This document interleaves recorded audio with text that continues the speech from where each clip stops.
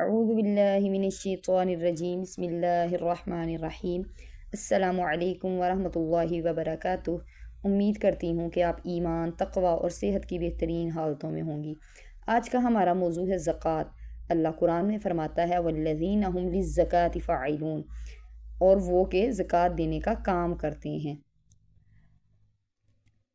زکوٰۃ صاحب نصاب مسلمان، عاقل، بالغ اور 1 سال پورا گزر جانے پر عائد ہوتی ہے، جس کے اندر ان چاروں میں سے کوئی ایک شرائط بھی نہ پائی جائے تو زکوٰۃ واجب نہیں ہوگی۔ حضرت ابو ہریرہ سے روایت ہے، نبی پاک صلی اللہ علیہ وسلم نے فرمایا، جو شخص اپنے مال و دولت کا حق ادا نہیں کرتا، قیامت کے دن اس کے پہلو اور پیٹھ جہنم کے سخت گرم پتھروں سے داغی جائے گی۔ اس کا جسم وسیع کر دیا جائے گا اور جب کبھی اس کی حرارت میں کمی آئے گی اس کو بڑھا دیا جائے گا، اور دن اس کے لیے طویل کر دیا جائے گا جس کی مقدار 50,000 سال ہوگی، یہاں تک کہ بندوں کے اعمال کا فیصلہ ہوگا، پھر وہ جنت کی طرف اپنا راستہ اختیار کرے گا۔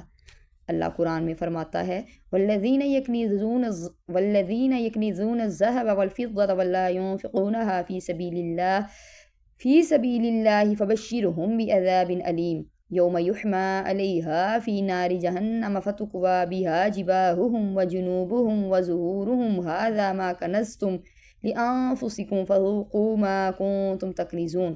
اور وہ کہ جوڑ کر رکھتے ہیں سونا اور چاندی اور اسے اللہ کی راہ میں خرچ نہیں کرتے، انہیں خوشخبری سناؤ دردناک عذاب کی، جس دن وہ تپایا جائے گا جہنم کی آگ میں، پھر اس سے داغیں گے ان کی پیشانیاں اور کروٹیں اور پیٹھیں، یہ ہے وہ جو تم نے اپنے لیے جوڑ کر رکھا تھا، اب چکھو مزہ اس کے جوڑنے کا۔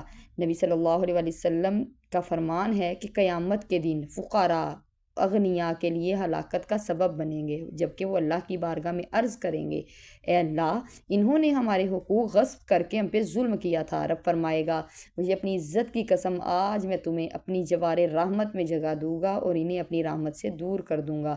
پھر آپ نے یہ آیت پڑھی والذین فی اموالہم حق معلوم للسائل والمحروم، اور وہ جن کے مال میں ایک معلوم حق ہے اس کے لیے جو مانگے، اور وہ جو مانگ بھی نہ سکے تو محروم رہے۔ فرمان نبوی ہے، معراج کی رات میرا گزر ایک ایسی قوم پر ہوا جنہوں نے آگے پیچھے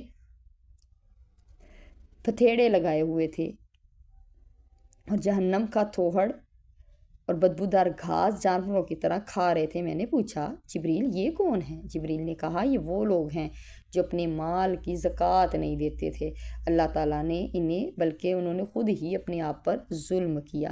حضرت محمد بن یوسف الفریابی کہتے ہیں، وہاں سے رسول اللہ صلی اللہ علیہ وسلم کے صحابی کی خدمت میں آئے اور سارا ماجرا سنایا اور دریافت کیا کہ یہود و نصارہ مرتے ہیں مگر ان کے ساتھ کبھی ایسا اتفاق نہیں دیکھا گیا، اس کی کیا وجہ ہے؟ انہوں نے فرمایا کوئی شک نہیں کہ وہ بھی دائمی عذاب میں ہیں، مگر اللہ تعالیٰ تمہیں عبرت حاصل کرنے کے لیے مسلمانوں کی یہ حالات دکھا دیتا ہے۔ حضور کا ارشاد ہے کہ زکوٰۃ نہ دینے والے اللہ کے یہاں یہود و نصارہ کی طرح ہیں، عشر نہ دینے والے مجوس کی طرح، اور جو لوگ زکوٰۃ اور عشر نہ دینے والے نبی صلی اللہ علیہ وسلم اور فرشتوں کی زبان سے ملعون قرار پائے ان کی گواہی نامقبول ہے۔ اور فرمایا اس شخص کے لیے خوشخبری ہے جس نے زکوٰۃ اور عشر ادا کیا، اور اس کے لیے بھی خوشخبری ہے جس پر قیامت اور زکوٰۃ کا عذاب نہیں ہے۔ جس شخص نے اپنے مال کی زکوٰۃ ادا کی، اللہ نے اسے عذاب قبر کو اٹھا لیا، اس پر جہنم کو حرام کر دیا، اس کے لیے بغیر حساب کے جنت واجب کر دی، اور اسے قیامت کے دن پیاس نہیں لگے گی۔ تو اس لیے جو لوگ زکوٰۃ سے اعراض کرتے ہیں، منہ پھیر رہے ہوتے ہیں، ان کی خدمت میں عرض ہے کہ اپنے آپ کو دوزخ سے بچا لیجئے۔ یہ دنیا فانی ہے، یہ ختم ہو جائے گی، اور آخرت میں جو ہے وہ بھگتنا بہت مشکل ہو جائے گا۔ اللہ تعالیٰ ہمیں زکوٰۃ ادا کرنے والا بنائے، آمین ثم آمین یا رب العالمین۔ السلام علیکم ورحمۃ اللہ وبرکاتہ۔